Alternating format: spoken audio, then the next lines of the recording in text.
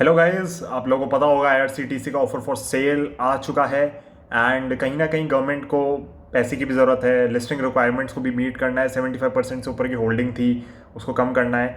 Government is selling 20% in the company. And Thursday को non retailers की bid होगी and Friday को retailers की बिडिंग होगी। एंड मैं यहाँ पे देख पा रहा हूँ कि इन्होंने प्राइस जो सेट किया है स्क्रीन पे मेरे सामने जो है 1367 का सेट किया है, which I think is fair enough. The government is getting a good sum of money.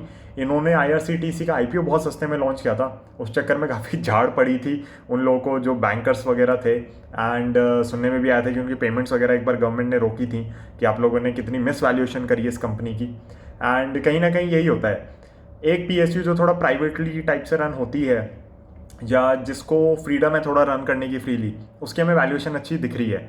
But ऐसा बहुत बार होता है कि ये सारी चीज़ें नहीं हो पाती मार्केट के अंदर एंड पीएसयूज में स्पेसिफिकली। तो डेफिनेटली काफ़ी ख़राब वैल्यूएशंस रहती हैं पीएसयूज की। IRCTC is doing pretty well.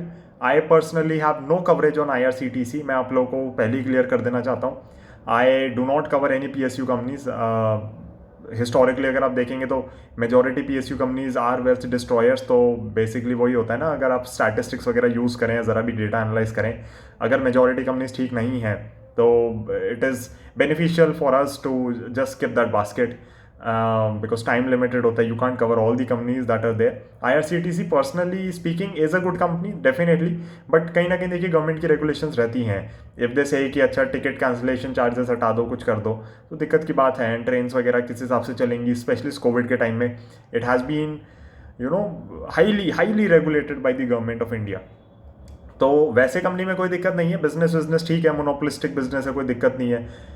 अब आपको देखना है कि आपको क्या ये सूट करता है। If you are an existing investor and you have a thesis of why you have invested in this company, तो please go ahead and buy in this offer for cell.